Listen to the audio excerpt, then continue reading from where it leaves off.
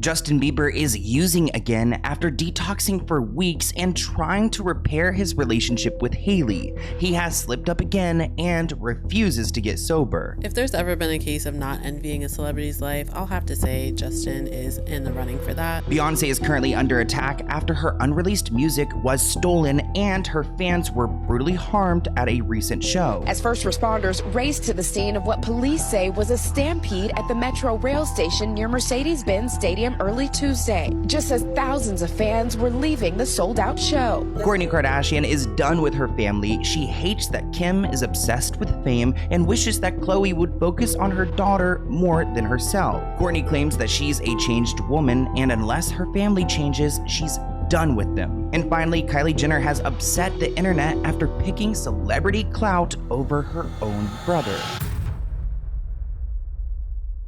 Let's get into it.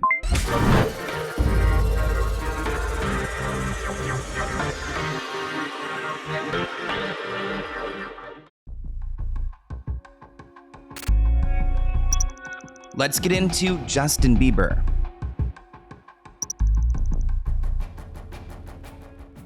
Now, I thought Justin was doing well. He just released his new album, Swag, and his clothing line, Skylark, which I haven't seen anyone talk about because it's way too expensive. On top of these two big releases, he also had a long trip in Europe with his wife, Hailey, which was a good sign because their marriage has been rocky. Part of the reason why they aren't doing well is because Hailey is begging Justin to get off of the drugs because he is a different person. He's unstable and clearly emotional. So it's probably not a good sign that he's posting on Instagram that he pretty much refuses to get clean, which we saw him posting that sweaty picture of him detoxing, and it looks like that was short-lived because he shared this video from an interview with DMX, and essentially he was asked about his sobriety and his drug use, and here's that clip. Do you want to live your life as a clean man?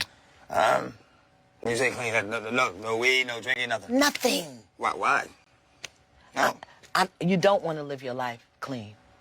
Why would I? Don't want is to. Why? Because it makes you a clear, pure vessel for the voice of God. That's why.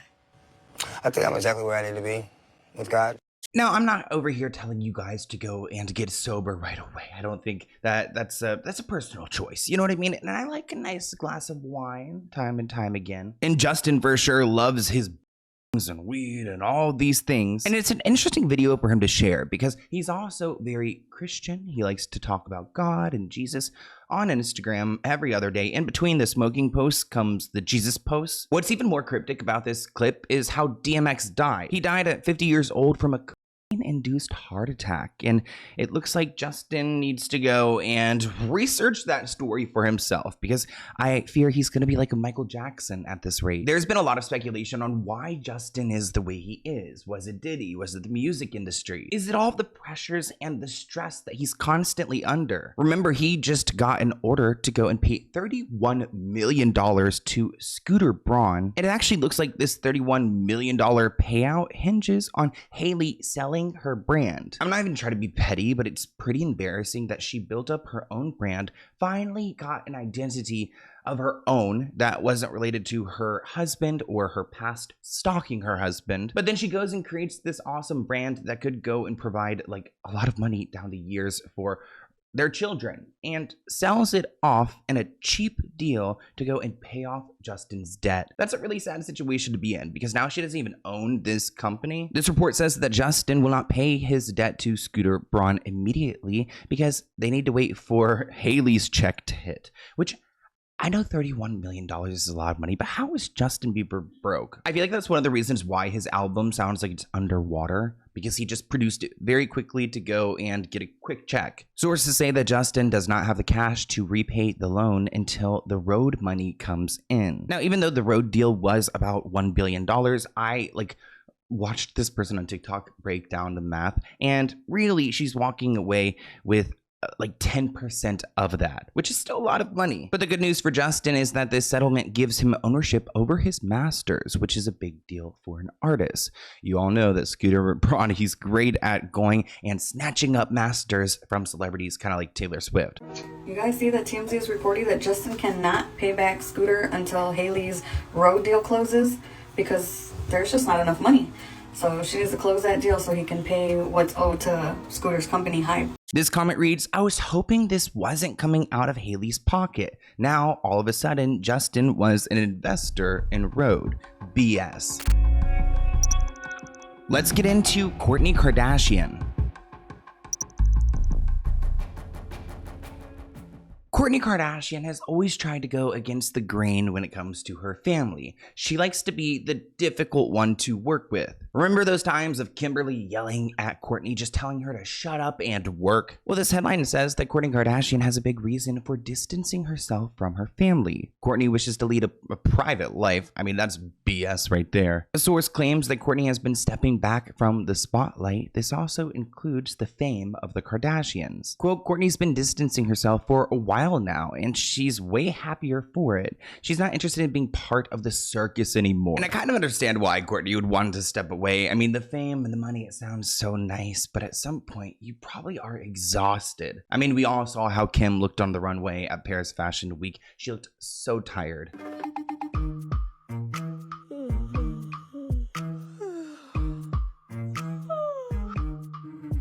Exhausted thinking about my week. They say that Courtney's all for the glam when the time is right, but she's leaned into a much more low-key, grounded lifestyle since marrying Travis Barker. She's focusing on their family, the baby that they had just had, Rocky Barker. Courtney also believes that her sisters would be happier people if they also followed her lead. There's Courtney going again. She always thinks that she's in the right. On top of everything, Courtney's also concerned for her sisters. Quote, she worries that they're going to look back one day and realize they didn't actually enjoy any of this. They're constantly filming or getting ready to film or editing pictures or whatever they just had filmed. Courtney also skipped Jeff Bezos and Lauren Sanchez's wedding while the rest of the Kardashian sisters were present. Supposedly Courtney was invited. I'm not fully buying that, especially knowing that Kris Jenner begged Lauren Sanchez to allow Kylie, Kendall, and Khloe all to come to this wedding because she wanted to go and try to pimp them out to some billionaires. But supposedly Courtney was invited. Again, I don't believe it. Fans actually admired her decision not to attend. Inside sources also confirmed that Courtney never planned to attend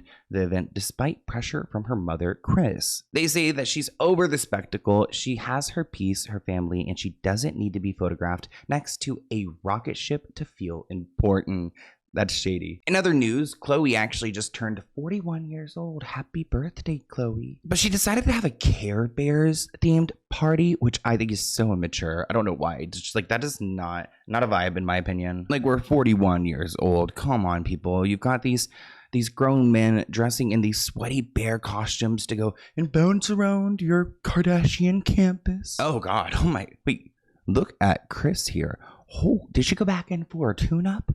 Wait, this must be edited really intensely because that facelift, it looked really tight at first, and then I noticed it started dropping at the BEZOS wedding. Looks like she maybe went in for a tune-up. This person writes, the 1% will do anything to be noticed. Celebrated, 41 years old, and it's my birthday. Look at me. I'm relatable. Want to be like me? Time to celebrate me.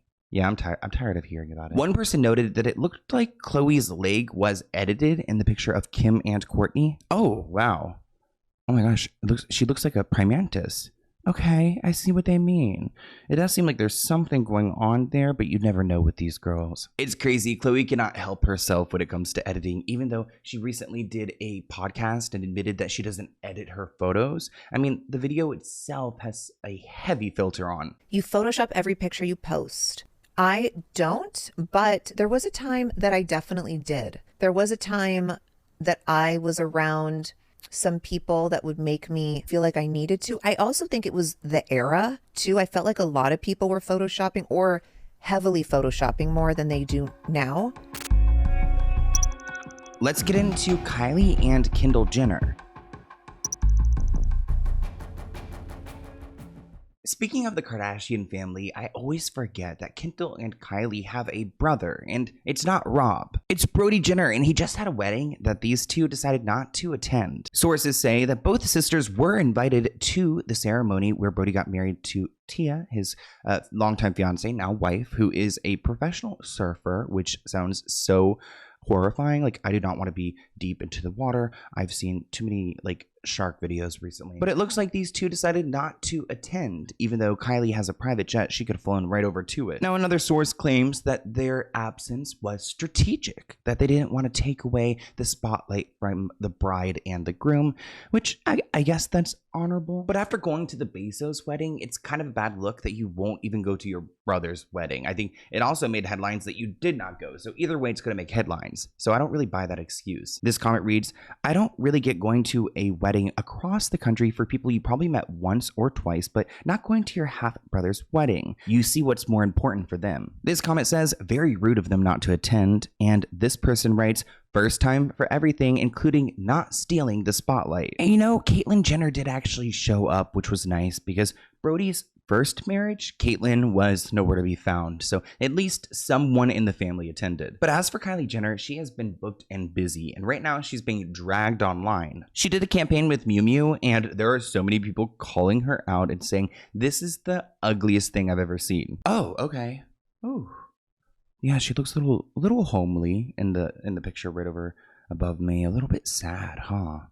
Did Timmy break up with you, honey? Are you okay? Kylie is one of the many faces of the Miu Miu fall and winter campaign, but seriously the only one that people are talking about because the pictures are so bad. I think part of it is that it's awkward. It's awkward for her to be dressed this way because it's not who she is. Kylie Jenner for Miu Miu? Doesn't slap. I don't see her as a Miu Miu girl at all. Do I see her as a Mugler girl? Yes. Schiaparelli? Yes, she does it very well. But Miu Miu girl, she is not. Especially this picture because it's giving me Sims. Let me fix this real fast. There we go. That's better. A Miu Miu girl should be youthful and a little bit messy but chic. The elements are there. But I still see Kylie in clothes that I don't think she would wear on a daily basis. You know what? That is not true. She would wear this hat for Halloween, theme being 1920s. When you get a BBL body, you can't really dress like a hipster. It kind of looks like you're a grocery bag stuffed with different things like poking out, and like some things are going in, some things are going out. I don't know. I'm not body shaming her at all, but the entire fit just didn't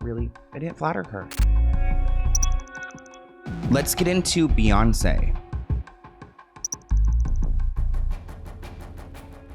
Now, I love that Beyonce is on this forever tour because she's keeping people working, people are entertained, but she recently had an incident. Her unreleased music was stolen from a Jeep in Atlanta, and now police are investigating. It seems like a setup to me. Police say when they arrived, two men, Beyonce's employees, Christopher Grant and a dancer, DeAndre Blue, told them they parked their black Jeep in a parking deck and they went to the market for an hour. When they returned, the trunk window had been damaged and two suitcases were missing. Now, we actually have a snippet of the call, the 911 call, when this dancer probably frantically called 911 realizing, hey, I'm going to be in big trouble because Beyonce's stuff is in my luggage. And here is that snippet. It's someone broke into my car. I was parked at in a garage while I went to a restaurant, but they stole like my computers and everything, but it has a tracker on it. So it's following them because it's on Find My iPhone. They have my computers, and it's really, really important information in there.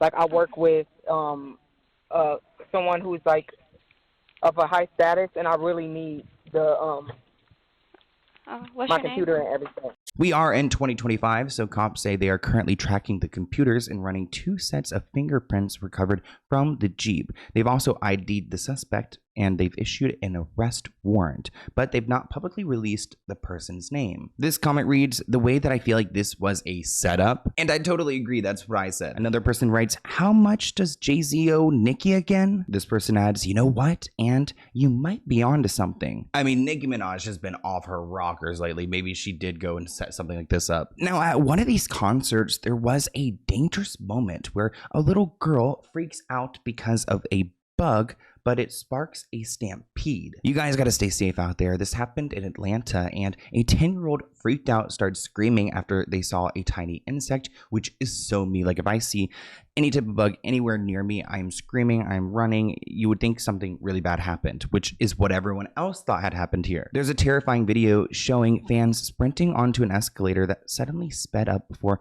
slamming to a halt, sending people tumbling over each other after the concert was over. Escalade went out and everyone tumbled out. As first responders raced to the scene of what police say was a stampede at the Metro rail rail station near Mercedes-Benz Stadium early Tuesday, just as thousands of fans were leaving the sold-out show. That stampede was no joke. It was really, really scary. 9 people were injured, transit police say, most with cuts and scrapes, but one with a broken ankle. Police say a person began running and screaming, causing a stampede on the escalator.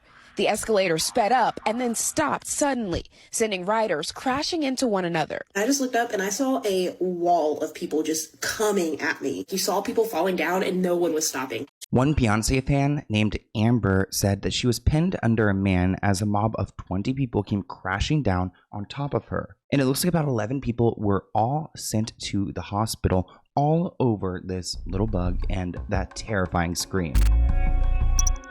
Let's get into Nicki Minaj and Siza.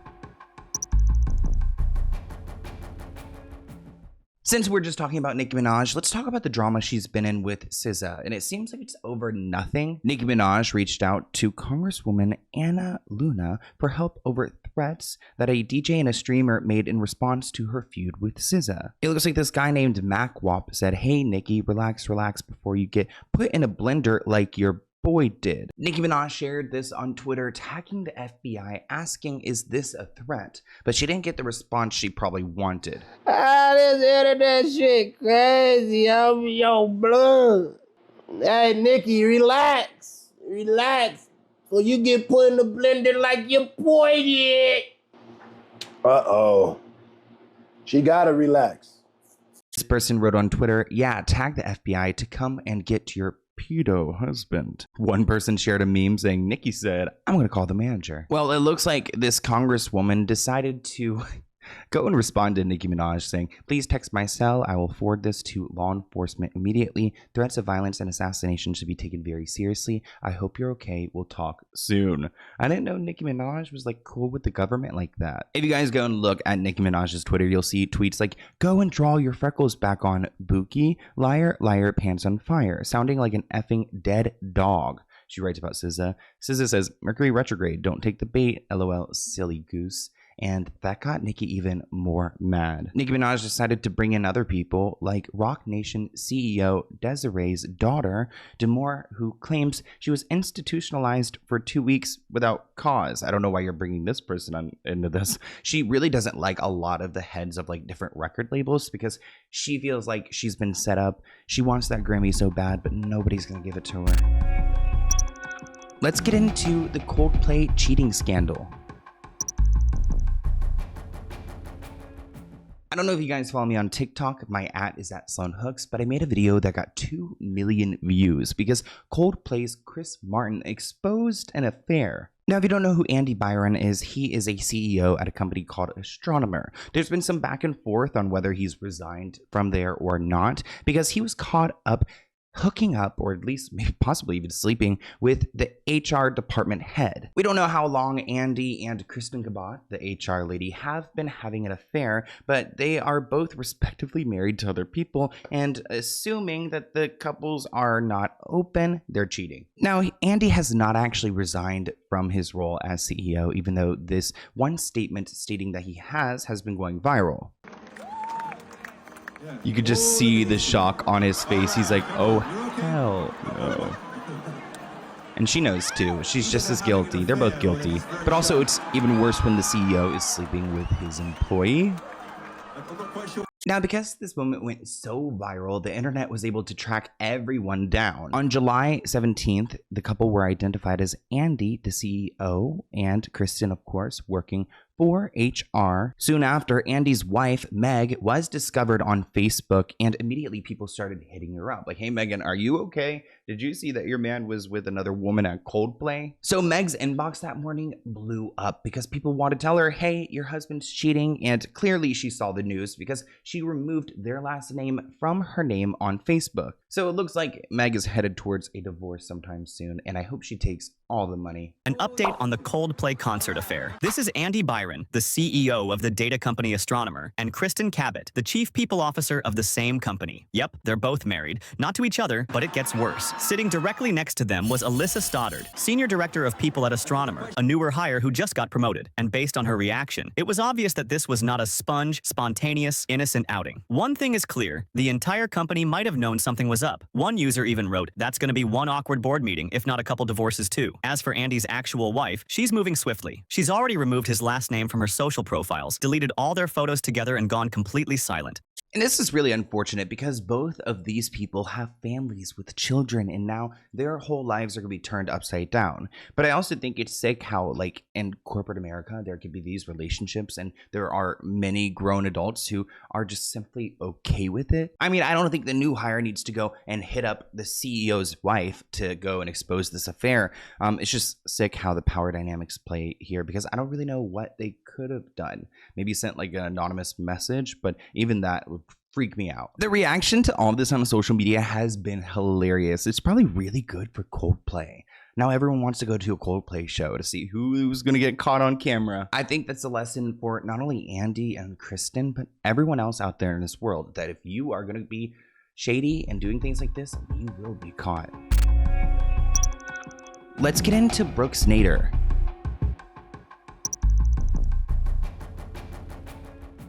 Brooks has been everywhere in the headlines, and they report that BrooksNater is not embarrassed by her recent wardrobe issue at Wimbledon. In fact, she decided to turn her viral moment into a payday, partnering with a tampon brand. Hi y'all, I am getting ready for a major award show tonight. I am so excited, but we all know what happened last time I wore white to a major event. So now I'm partnering with You by Kotex because you can never be too prepared. Here's to hoping my white outfit makes a splash for the right reasons. When I saw that stain on the back of her skirt, oh no, sister, I am so sorry. But this comment reads, "This is the smartest partnership ever, ever, ever."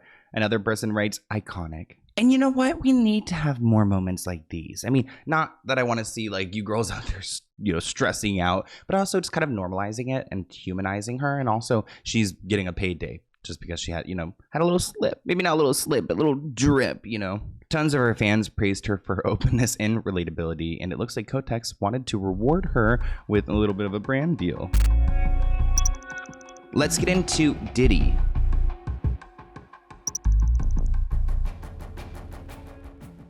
So we all know the Diddy trial is over, but we're still waiting for sentencing, which will be later this year. But even though it's over, there's still tons of drama, and it looks like the lead prosecutor was fired. I mean, the government did such a terrible job. It's like embarrassing that we have to like claim the government because they did so bad. So I'm glad they fired her. So her name is Maureen Comey. Her father's pretty problematic as well. But it looks like the big loss in court actually resulted in her losing her job. The reason why we know about her firing is because 2 employees came out anonymously to go and tell them what had happened. And I think with a screw up like that Diddy case, I mean, it cost so much money for the government to do this, and there really wasn't as big of a case as they were able to make. So it was a big fail. Just a few weeks after totally fumbling the Diddy case, it looks like the Trump administration has fired Maureen Comey. I'm honestly shocked. I told you guys the jury wasn't connecting to Maureen Comey. Well, apparently neither is our administration. Now I'm wondering, does it have something to do with the Epstein files? Because as you know, Trump's kind of going after her father, James, right now. What does this say for Diddy? This is very interesting. There's got to be something going on behind the scenes because Comey's also connected to other figures in politics like Jeffrey Epstein and Ghislaine Maxwell. She worked on the case against both of them. Maureen Comey's father also has beef with President Trump, so there could be some things going on behind the scenes that resulted in her firing. Like maybe it was because of the failed Diddy verdict, but it also could be because the people running our government does not like her or her father. Maureen Comey, who is the daughter of former FBI Director James Comey, she has been fired by the Trump administration. They're not giving a reason for her termination. But I believe she would have been fired a lot earlier if it had not been for the Diddy trial. They probably wanted her to complete the Diddy trial, and she has completed it. They lost on the most serious charges, and now she has been dismissed. I have a feeling the Trump administration is not concerned with punishing Diddy very harshly, and therefore, the initial request or suggestion by the U.S. Attorney's Office that he should serve up to 63 months, I bet that's going to change, and I bet it's going to be a lot less by the time we get to that October sentencing. This comment reads, Diddy was a huge miss. That prosecution spent millions and didn't get a RICO. This person writes, just like the mafia, fire anyone who is a danger to them. Bertie Young writes, documents will start showing up on social media soon. Let's get into Kevin Spacey.